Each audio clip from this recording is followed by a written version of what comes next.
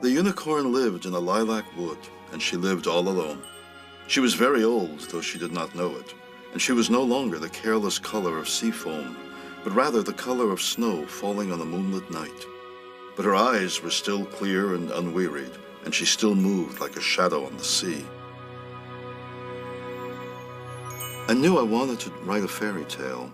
I came up with an image of a unicorn going somewhere on some quest, some journey, with a companion, though I didn't know whom it was going to be. And that was it. That's how it started. I must know if I am the only unicorn left in the world. My mother remembered me at the age of 5 or 6, where she was an elementary school teacher, and told her class all about unicorns. I always wanted to be taken to see the tapestries depicting a unicorn hunt still hang at the Cloisters Museum in New York, in spite of the fact that whenever I was in that museum, being an asthmatic kid, I'd lose my voice within half an hour. I am the only unicorn there is? The last? I told the story of a unicorn who comes to believe that she is the only creature of her kind left in the world. And she sets out on a quest to discover what's become of the other unicorns. In the process, she's taken prisoner by a witch. Well, bless my old husk of a heart. And here I thought I'd seen the last of them. She's taken by humans for a white mare, with a couple of exceptions. One is the witch, who knows exactly what she's got, and Schmendrick, of course, a bumbling, incompetent magician who works for the witch and helps her free herself. Step down, lady! You are free! And a woman, Molly Grew, who has come with them, is one of those people who can recognize a unicorn when she sees one.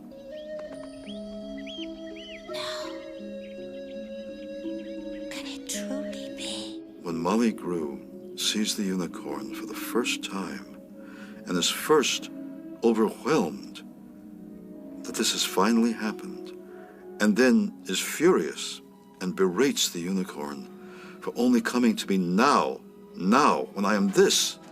Where were you when I was new? When I was one of those innocent young maidens you always come to? And all the unicorn can say to her is, I'm here now. Schmendrick the light!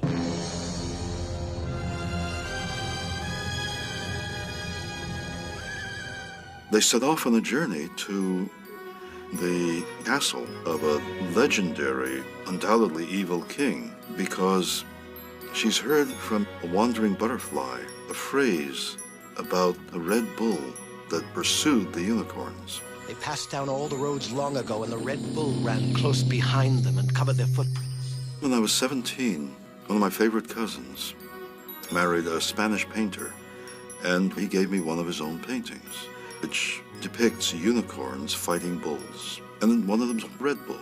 And I'm certain that the bull in the novel comes out of that paint. The unicorn is pursued by the bull and is about to be taken prisoner.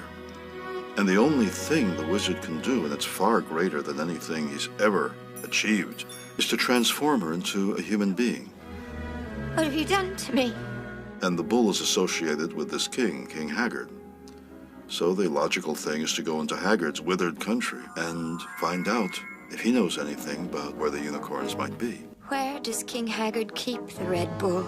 I have heard that he roams at night and lies up by day in a great cavern beneath the castle.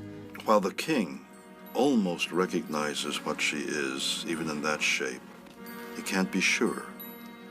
And he invites them to stay at the castle for the winter, with the wizard serving as his entertainer. But his son falls in love with the unicorn in the shape of a white-haired girl, the Lady Amalthea. And the unicorn has to make the decision of whether she wants to be what she is or to stay human with the prince who loves her. The unicorn's deathly afraid of actually being the last unicorn in the world. As long as she knows that there are others, she doesn't need company. But to be the real last of something is terrifying for her. And that's the thing people have most spoken to me about over the years, how you deal with loneliness and the difference between being alone and loneliness. Another theme is you don't know what you have until you let go. And Schmendrick spends a lot of time trying to control this gift of his. And it's only when he lets go that the hugeness of it fills him, and he becomes something he didn't imagine he was. Else, the magic chose the shape, not I. I am a bearer. I am a dwelling. I am a messenger.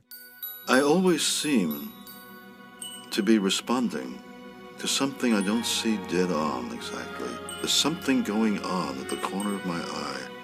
If I turn my head fast, I'll scare it away.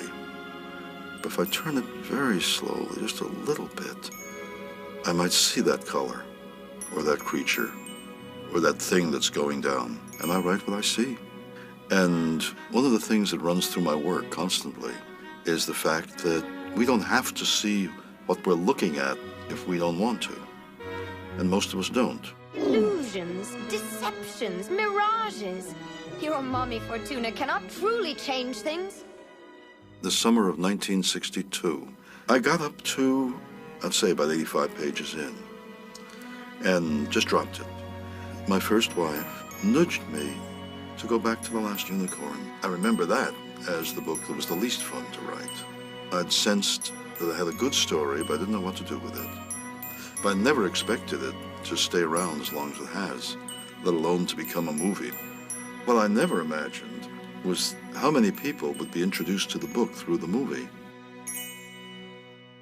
I wrote a story called Two Hearts, which includes Schmendrick and Molly, and a very old King Lear, and at the end, a cameo appearance, if you like, but a very important one, of the unicorn herself. I had no idea that it would win a Hugo. When the award was announced, I didn't believe it and had to be pushed toward the stage. One of my cherished moments was at a convention. A 17-year-old girl named Rebecca Naomi Cox showed up with a portfolio of her own images from The Last Unicorn, and I about dropped my teeth because she had somehow gone into my head and found those images, those characters, whom I had created before she was born.